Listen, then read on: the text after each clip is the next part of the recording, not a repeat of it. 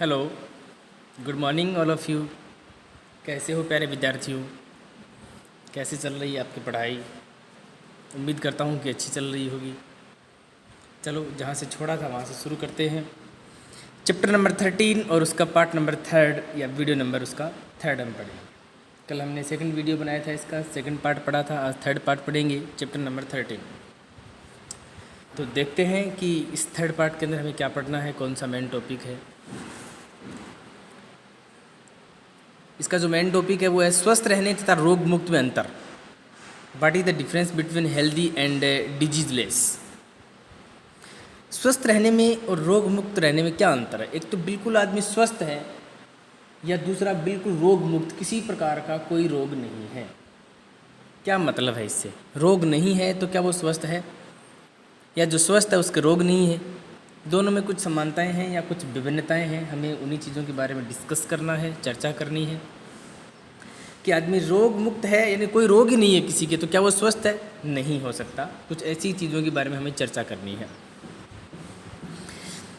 यदि हमें इसे स्वास्थ्य समझते हैं, यदि हम इसे स्वास्थ्य समझते हैं तो रोग अथवा व्याधि क्या है? व्याधि शब्द रोग का पर्यायवाची है। अंग्रेजी का ये शब्द डिस प्लस बेस स्वयं को परिभाषित करता है बाधित आराम। डिस यानी बाधा, बेस यानी आराम। अंग्रेजी का जो शब्द है ना, डिजीज जो बना है, डिस बेस, स्वयं को परिभाषित करता है कि बाधित आराम। रोग का दूसरा अर्थ है असुविधा। यदि आपके शरीर में कोई रोग है तो इसका मतलब क्या है? आपको असुविधा हो रही है। किन चीज़ों में असुविधा हो रही है? आपको सांस लेने में तकलीफ हो सकती है, भोजन ग्रहण करने में तकलीफ हो सकती है, आपको काम करने में तकलीफ हो सकती है, आपके मांसपेशियां ठीक से काम नहीं करती, आपको प्रॉब्लम हो रही है। यानी असुविधा का मतलब रोग होगा तो शरीर में असुविधाएं होंगी, बॉडी के पार्ट्स है वो ठीक तरीके से काम नहीं करेंगे, आपकी ऊर्जा का स्तर कम हो जाएगा, एनर्जी लेवल डाउन हो जाएगा, काम करने की क्षमता शक्ति कुछ रहेगी नहीं। तो असुविधा ही तो कहेंगे। जो काम आप रोज़ाना नियत समय पर करते हैं वो नहीं कर पाएंगे।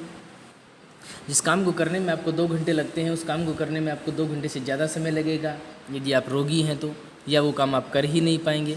तो बहुत सारी प्रकार की असुविधाएं शरीर में होती हैं। कब?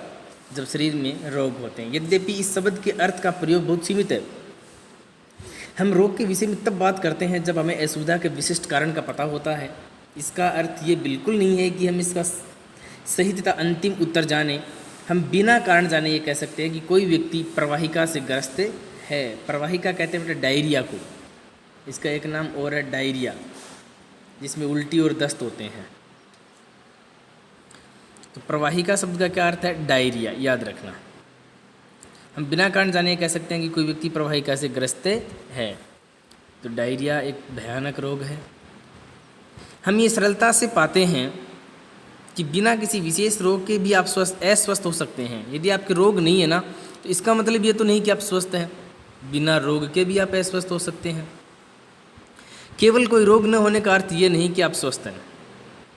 नृतक के लिए अच्छे स्वास्थ्य का अर्थ वह है शिष्टतापूर्वक अपने शरीर द्वारा विषम परिस्थितियों की मुद्रा अभिव्यक्त कर सके। नृतक का मतलब होता है नाचने वाला, डांस करने वाला, यानी डांसर। तो नृतक के लिए अच्छे स्वास्थ्य का क्या अर्थ है? कि वह विशिष्टतापूर्वक अपने शरीर द्वारा विषम परिस्थितियों की मुद्रा अभिव्यक्त कर सके। वो अपने जो स्टेप हैं वो अच्छे ढंग से कर सकें। एक नृतक के लिए तो ये उसका स्वास्थ्य ही है ना। संगीतकार के लिए इसका अर्थ यह है कि वह लंबा श्वास ले सके, जिससे कि वह अपनी बांसुरी में स्वर को नियंत्रित कर सके। Very good. एक सिंगर के लिए क्या ज़रूरी है कि वो बांसुरी के जितने स्वर हैं उनको अच्छे से निकाल सके। नहीं निकाल पाएगा, इसका मतलब वो स्वस्थ नहीं है।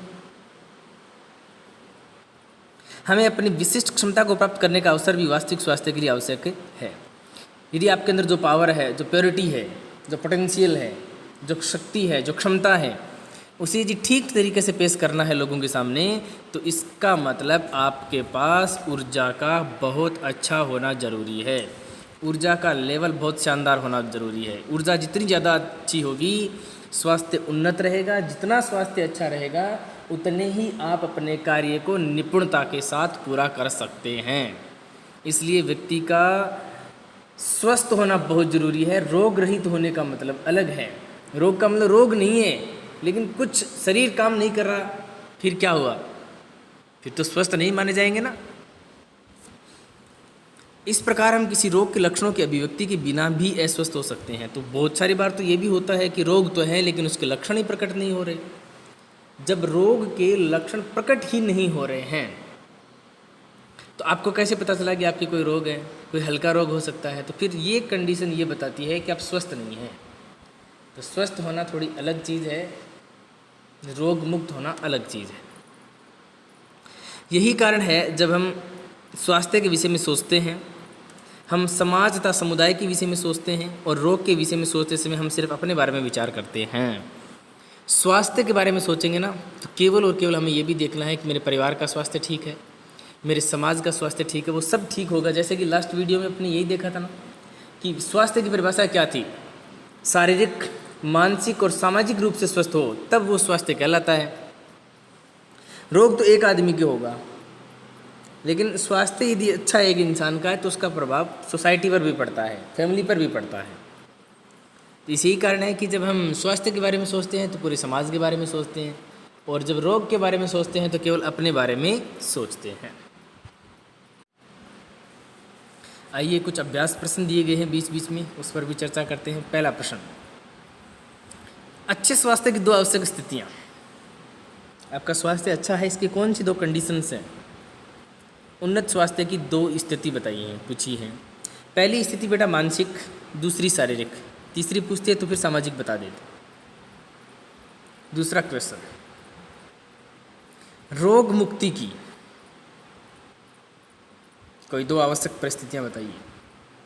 रोग मुक्ति की कोई 2 आवश्यक परिस्थितियां। इसके लिए आपको क्या करना है? स्वच्छ रहना है, साफ सफाई रखनी है। 5 फिंगर कल हमने पढ़ा था।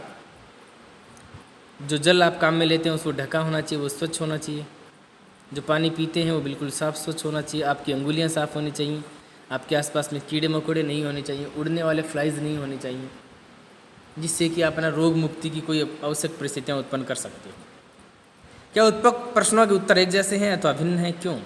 दोनों प्रश्नों के उत्तर समान भी हैं और भिन्न भी हैं, क्योंकि स्वास्थ्य और रोग मुक्ति थोड़ा तो अलग है, लेकिन दोनों से कब बच सकते हो? जब आपके पास स्वच्छता है, साफ सफाई है, हाइजीन कंडीशन है, तो आप इनसे बच सकते हो। किसी प्रकार की कोई ज़्यादा बीमारी होगी नहीं यदि आप इस प्रकार के इन्फेक्शन से बचते हैं, पानी को साफ और स्वच्छ रखते हैं। यही कंडीशंस। द नेक्स्ट टॉपिक, रोग तथा इसके कारण, डिजीज एंड कोजेज। कारण शब्द को अंग्रेजी में कोज कहते हैं। बीमारी, रोग तथा इसके कारण।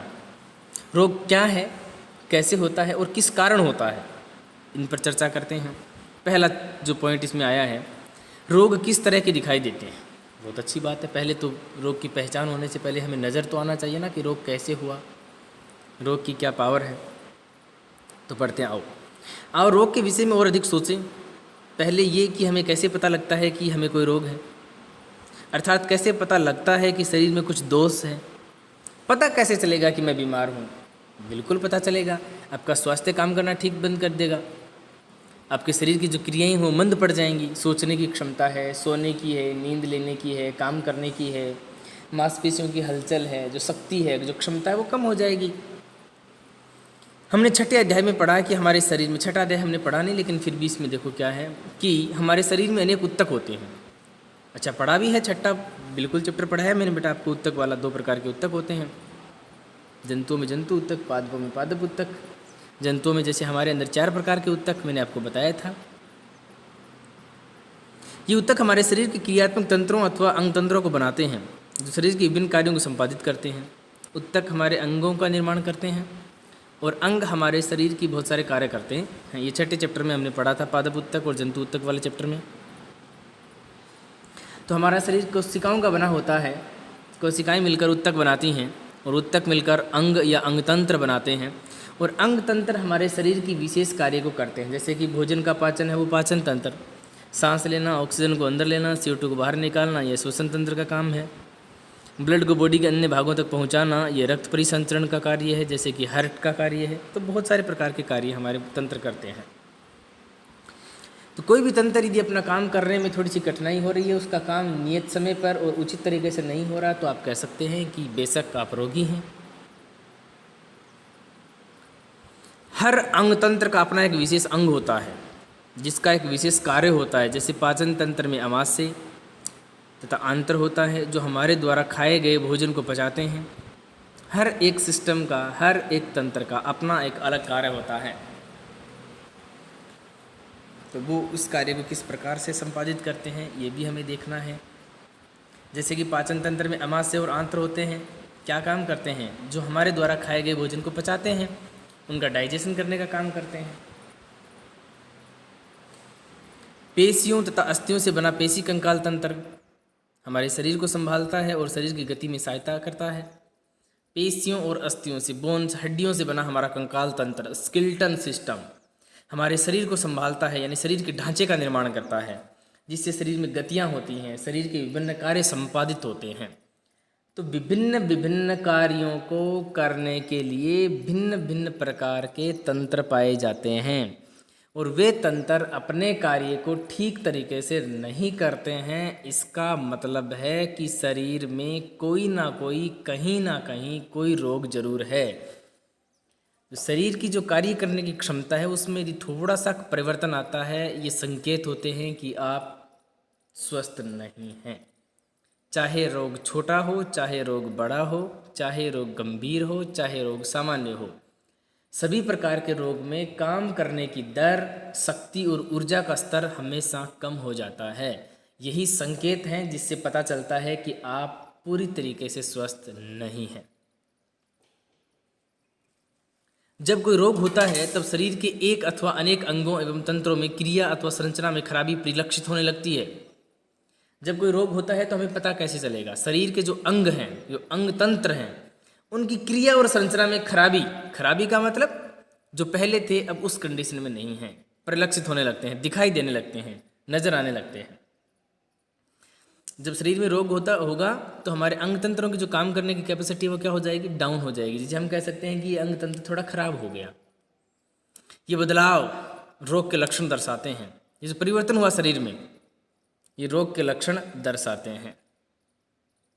रोग के लक्षण हमें खराबी का संकेत देते हैं कि आपके शरीर का कोई तंत्र काम नहीं करता। इस प्रकार सिर दर्द, खांसी, दस्त, किसी घाव में पस, मवाद आना, ये सभी लक्षण हैं।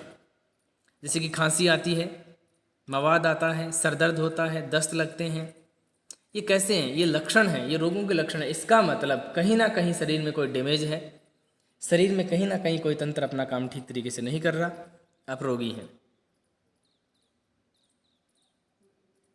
इन लक्षणों से किसी न किसी रोग का पता लगता है, लेकिन इससे ये नहीं पता चल पाता कि कौन सा रोग है। लक्षणों का पता तो चलेगा लक्षणों से, लेकिन ये पता नहीं चलेगा कि आपकी मलेरिया है या आपके डायबिटीज़ है या आपके टीबी है, कैसा रोग है, या बुखार है, खांसी है। तो इससे क्या होगा? सिर्फ डॉक्टर को चेक करवाएंगे तो पता चलेगा। उदाहरण के लिए सर दर्द का कारण परीक्षा का भय अथवा इसका अर्थ मस्तिष्क का वर्णशोध होना अथवा दर्जनों विभिन्न बीमारियों में से एक हो सकता है। सर दर्द यदि किसी के होगा तो इसका मतलब ये तो नहीं है ना कि उसके केवल एक रोग है। कई कारण से सर दर्द हो सकता है और होता भी है। भीड़ भाड़ वाले स्थान पर जाते हैं जहाँ शोर बहुत होता है, सर दर्द होने लगता है। डीजे की आवाज़ बहुत ज़्यादा तेज़ सुनते हो उसके पास तो सर दर्द होने लगता है। तेज़ धूप में सर दर्द हो सकता है ना। किसी से क्रोध करो, गुस्सा करो तो सर दर्द हो सकता है। तो भयानक बहुत सारे कारण हो सकते हैं सर दर्द के। इसमें एक कारण परीक्षा का भय है, परीक्षा है कल, उससे भी आपका सर दर्द होने लग सकता है, या मस्तिष्क की कुछ प्रॉब्लम, या बहुत दर्जनों बीमारियां, कई बीमारियां हैं जिसमें सर दर्द होता है। तो लक्षणों से पूरी बीमारी का पता नहीं चलता। आगे रोग के चिन्ह वे हैं जिन्हें चिकित्सक लक्षणों के आधार पर देखते हैं। लक्षण किसी विशेष रोग के बारे में सुनिश्चित संकेत देते हैं। लक्षणों से क्या पता है? वो रोग के संकेत देते हैं, हाँ शायद ऐसा हो सकता है। फिर डॉक्टर वो चेकअप करता है, उसके टेस्ट करता है, तो फिर वो रोग की क्लियरिटी आती है कि हाँ वास्तव में यही रोग है। तो संकेतों से पता चलता है, आभास होता है, लेकिन क्लियरिफिकेशन कब होगा, स्पष्टीकरण कब होता है? जब डॉक्टर द्वारा किसी प्रकार के टेस्ट किए जाते हैं, चेकअप किए जाते हैं। चिकित्सक रोग के सही कारण को जानने के लिए प्रयोगशाला में कुछ परीक्षण भी करवा सकता है। परीक्षण का मतलब यहाँ टेस्ट से बेटा, परीक्षण को वैसे टेस्ट ही कहते हैं। प्रयोगशाला लेबोरेटरी होती है हर एक डॉक्टर के पास। अब हम पढ़ते हैं कुछ डिजीज़ के बारे में। तीव्र प्रचंड या दीर्घकालिक रोग या बीमारी। देखो रोग की कैटेगरी बताई गई है बेटा, 2 प्रकार की कैटेगरीज हैं रोगों की। पहला तीव्र या प्रचंड, दूसरा दीर्घकालिक रोग।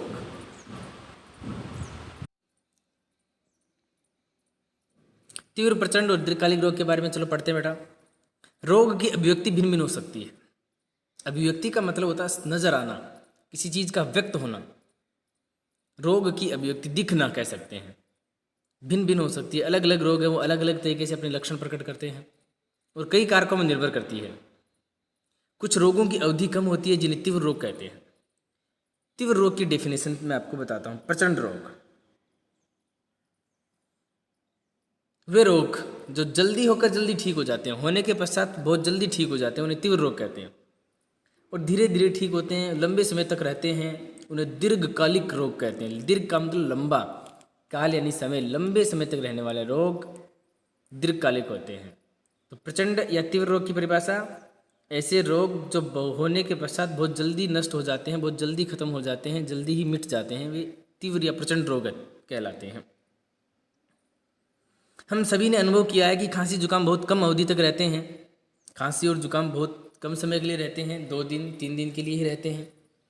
बेसिकली 4-5 दिन के अंदर ख़त्म हो ही जाते हैं, खांसी हो चाहे जुकाम हो। अन्य रोग हैं जो लंबी अवधि तक अथवा जीवन पर्यंत रहते हैं। बहुत सारे रोग ऐसे भी होते हैं बेटे जो लंबे समय तक, 1 साल तक, 2 साल तक, 6 महीने या 5 साल तक भी रहते हैं। कुछ लोग तो बहुत लंबे समय तक रहते हैं, उन्हें दीर्घकालिक रोग कहते हैं। इसका एक उदाहरण एलिफेंटाइसिस अथवा फिल पाँव है, जिसको हाथी पाँव कहते हैं। ये भारत के कुछ क्षेत्रों में बहुत आम है। तो रोग के प्रकार यदि देखें अवधि के आधार पर, on the basis of time, समय की अवधि के आधार पर देखें तो रोग 2 प्रकार के होते हैं। पहला कौन सा? तीव्र रोग या प्रचंड रोग। सभी बच्चे अपनी कॉपी के अंदर डेफिनेशन यानी परिभाषा लिखेंगे, किसकी? तीव्र रोग की और दीर्घकालिक रोग की। तीव्र रोग की परिभाषा कैसे लिखेंगे? ऐसे रोग जो होने के बहुत कम समय के अंदर ही नष्ट हो जाते हैं, चले जाते हैं वापस, उन्हें तीव्र या प्रचंड रोग कहते हैं। जैसे कि 2 या 4 दिन में ठीक होने वाले, जैसे कि खांसी है, सर्दी है, जुकाम है। वे रोग जो बहुत कम अवधि के लिए रहते हैं, बाद में बॉडी उसे तुरंत ठीक कर लेती है, उन्हें तीव्र या प्रचंड रोग कहते हैं। जैसे कि खांसी जुकाम, एग्जाम्पल लिखना। फिर बेटा आपको लिखनी है दीर्घकालिक रोग की परिभाषा। ऐसे रोग या बीमारी जो मनुष्य के शरीर पर लंबे समय तक रहते हैं, कुछ महीने, कुछ साल या जीवन पर्यंत भी रह सकते हैं, ऐसे रोगों को हम दीर्घकालिक रोग कहते हैं। यानी ऐसे रोग होने के पश्चात में जल्दी से ठीक नहीं होते, शरीर में लंबे समय तक संक्रमित करते हैं, शरीर को प्रभावित करते हैं। ऐसे रोगों को हम क्या कहते हैं? दीर्घकालिक रोग। जैसे कि एलिफेंटाइसिस यानी फिल पाँव या हाथी पाँव रोग, ये भारत के कुछ क्षेत्रों में बहुत आम होता है, यानी आसानी से वहाँ पर मिलता है, पाया जाता है। कुछ क्रियाकलाप में भी देखो क्या बातें लिखी हैं, हम उसका भी वर्णन करते हैं, उसको भी थोड़ा सा पढ़ने का प्रयास करते हैं। निम्न का पता करने के लिए अपने पास पड़ोस का पर्यावलोकन कीजिए। अपने चारों ओर कैसा वातावरण है, लोग कैसे हैं, लोगों की कैसी कैसी बीमारियां हैं, इसके लिए भी हमें थोड़े बहुत प्रयास करने चाहिए, हमें देखना चाहिए एक नागरिक होने के नाते, आदर्श नागरिक होने के नाते। पहला सवाल, पिछले 3 महीनों में कितने लोग तीव्र रोगों से ग्रसित हुए? आप अपने घर में देख सकते हैं, अपने आसपास पड़ोस में देख सकते हैं, अपने समाज में, अपने गांव में ये पता कर ही सकते हैं कि पिछले 3 महीनों में कितने लोग तीव्र रोगों से ग्रसित हुए। ऐसे कितने लोग हैं जो तेज़ बीमारी से, जिनके तीव्र का मतलब प्रचंड बीमारी जो कम समय के लिए रही हो, कितने लोग हैं? एक एनालिसिस, एक विश्लेषण आपको करना होता है। फिर दूसरी टर्म इसने बताई है पिछले 3 महीनों में कितने लोग दीर्घकालिक रोग से ग्रसित हुए। तो पहले तीव्र बताना है, फिर दीर्घकालिक। जिसके टीबी है वो लंबे समय तक चलती है, वो दीर्घकालिक है। कैंसर एक दीर्घकालिक बीमारी है। ऐसे ये हाथी पाँव तो है ही है। और बहुत सारी डिजीज़ हैं, डायबिटीज़ है वो दीर्घकालिक है, वो जल्दी ठीक नहीं होती। तीव्र रोग हैं वो जल्दी ठीक हो जाते हैं। अगली बात, आपके पड़ोस में कुल कितने लोग दीर्घकालिक रोग से पीड़ित मिले? जब आपने ऐसा किया तो कितने लोग आपको ऐसे मिले जिनकी ऐसी बीमारी थी जो लंबे समय से है, दीर्घकालिक रोग से पीड़ित? क्या उपरोक्त प्रश्न 1 तथा 2 के उत्तर भिन्न हैं? देखो बेटा, अपने समाज में कितने लोगों की तीव्र बीमारियां हैं और कितने लोगों की दीर्घकालिक बीमारियां हैं। डिफरेंस आएंगे दोनों के उत्तर, बिल्कुल अलग अलग आएंगे। क्या उपरोक्त प्रश्न 2 तथा 3 के उत्तर भिन्न हैं दूसरे और 3 के? बिल्कुल भिन्न भिन्न होंगे बेटा। क्या आप सोच सकते हैं कि इस भिन्नता के क्या कारण हो सकते हैं? इस भिन्नता का लोगों के सामान्य स्वास्थ्य पर क्या प्रभाव होगा? क्योंकि लोगों, जब बीमार होंगे लोग तो समाज स्वस्थ नहीं रहेगा। बहुत अच्छी कंसेप्ट है ये। बीमार जब होते हैं लोग तो उनका परिवार ठीक से नहीं रह पाता, सर्वाइव नहीं कर पाता, जीवन जीने में कठिनाई होती है, भले वो मानसिक तौर पर हो, सामाजिक तौर पर हो, पारिवारिक तौर पर हो, आर्थिक तौर पर हो। जैसे कि एक घर में कोई कमाने वाला व्यक्ति है जो घर का खर्चा चलाता है, घर के लिए राशन की व्यवस्था करता है, कमाता है, यदि वो बीमार हो जाए तो उसका समाज पर या उसके घर पर कितना फ़र्क पड़ेगा? बहुत ज़्यादा प्रभाव पड़ेगा उसका। कि वही कमाने वाला था, वो घर पर बैठा है तो घर पे फिर समस्या उत्पन्न होती हैं, पैसों की समस्या उत्पन्न होती है यानी आर्थिक समस्या, भोजन की समस्या यानी खाद्य पदार्थ संबंधी, तो बहुत सारी समस्याएं उत्पन्न होती हैं, चाहे रोग तीव्र हो चाहे रोग दीर्घकालिक हो। हालांकि यदि दीर्घकालिक रोग होता है तो समस्याएं ज़्यादा होती हैं, क्योंकि ऐसा रोग लंबे समय तक ठीक नहीं होता और लोग स्वस्थ नहीं हो पाते, तो फिर घर का खर्चा निकालना बड़ा मुश्किल हो जाता है।